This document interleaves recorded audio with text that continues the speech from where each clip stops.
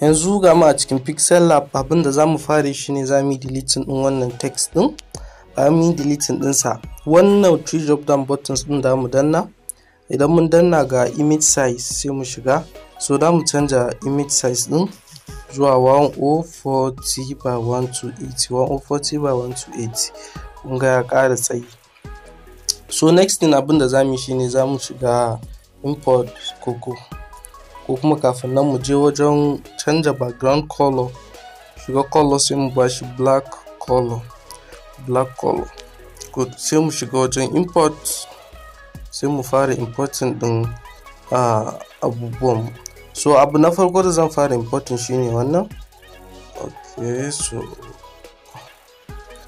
dan ƙara girman shi sai mu position ɗinsa. So kamar haka is okay. Sai mu kulle shi saboda kada ya sake motsi.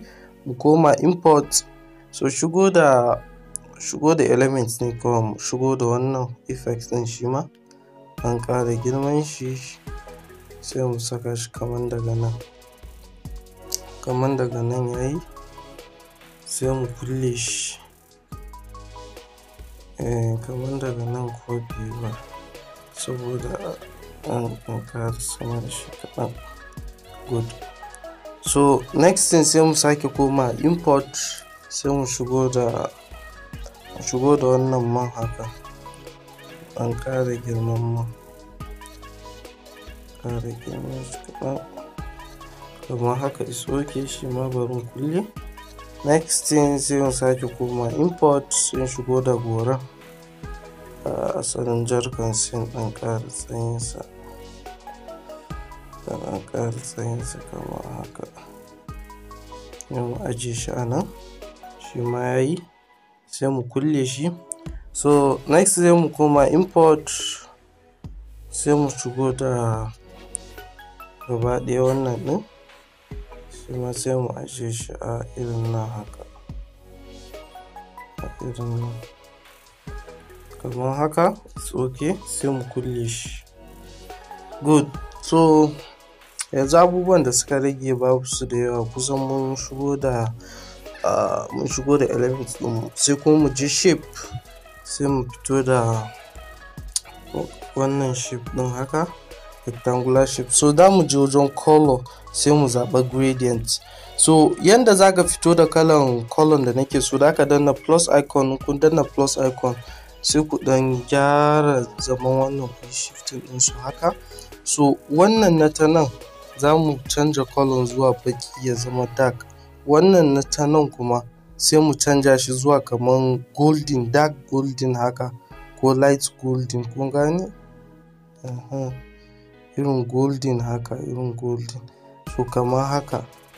So sorry, wannan black na ce, wannan black. Wannan din ne ban taɓa ba shi. Wannan ne golden. In ka danna ga color wheel sai ka zaɓi golden haka, kuma haka ma is okay. So kun ga ya fito mana a haka. So that's just it. Haka za ka yi sai ka fito da kalan wannan color din. So that's all. Sai mu position ɗinsa a nan wajen haka, amma mu ɗan rage tsayinsa yayi yawa.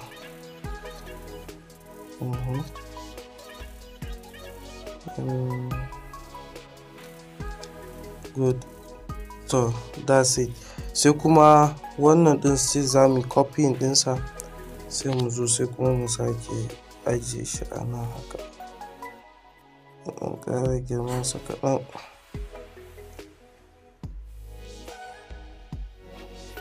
Good. Kamar haka yayi. Yanzu saura rubutu ne. So za ka iya rubuta duk abin da kake so. Fully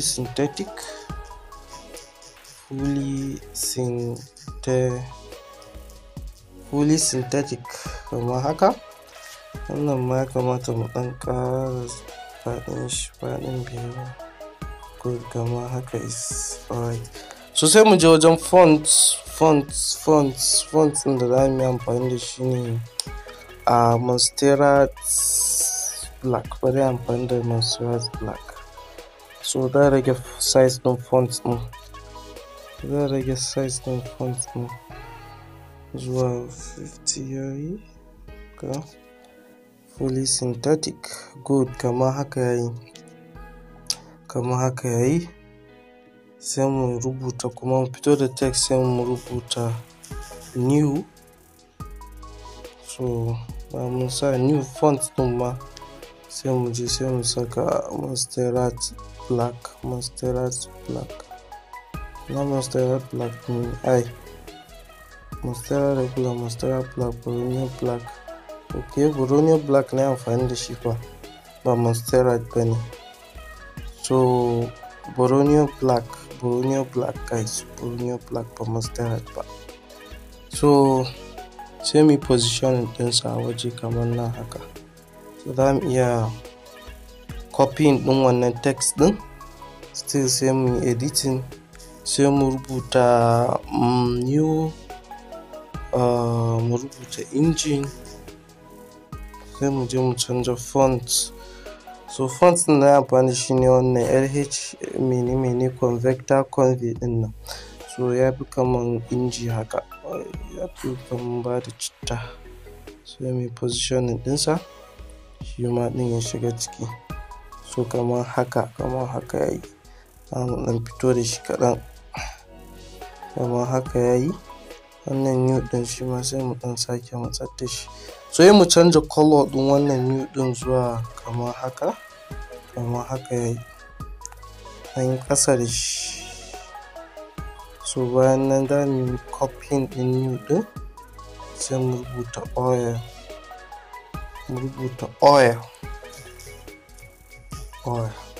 kamar haka. Good. Mun rubuta oil, sai mu canza da size ɗin da mu iya ƙarawa.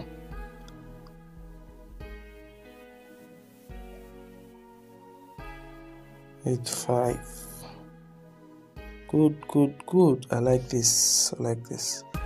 So kun ga new engine oil fully synthetic ga goma ya fito. So next thing kawai da zamu yi shine zamu fito da shape, dan tsuke shi mu ƙara tsayinsa, sai mu je wajen color, mu je gradient, sai mu zaɓa kalan wannan gradient ɗin kamar haka.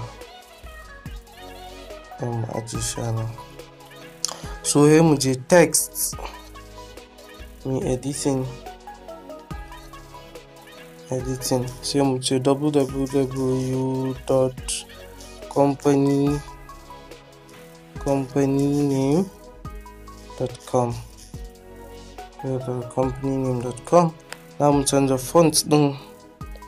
Wannan kawai is as simple as possible. So za ka iya ƙara naka extra information ɗin, gani,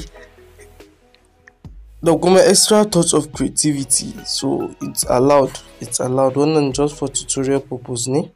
So kun ga www.companyname.com.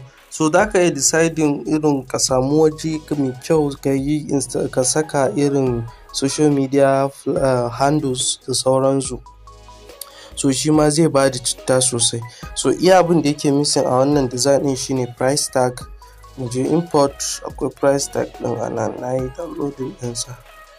So ga wannan price tag din gashi nan ya fito a haka. So za mu je erase color, sai mu danna, sai mu cire farin. Kawai it's okay a haka. Mu rage size ɗinsa, sai mu yi rotating ɗinsa kamar haka. Mu ƙara rage size ɗin, rotating ɗinsa kamar haka.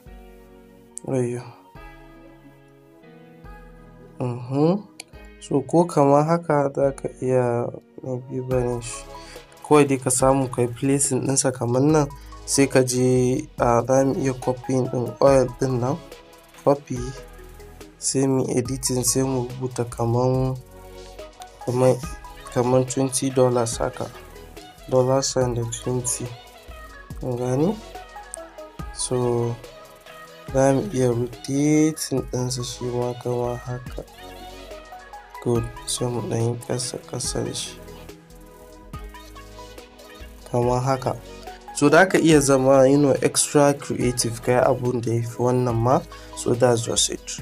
So wajen saving, don't forget to always save your project and save it as project kawai engine oil mini ya mun save a cikin wannan. Wajen saving kuma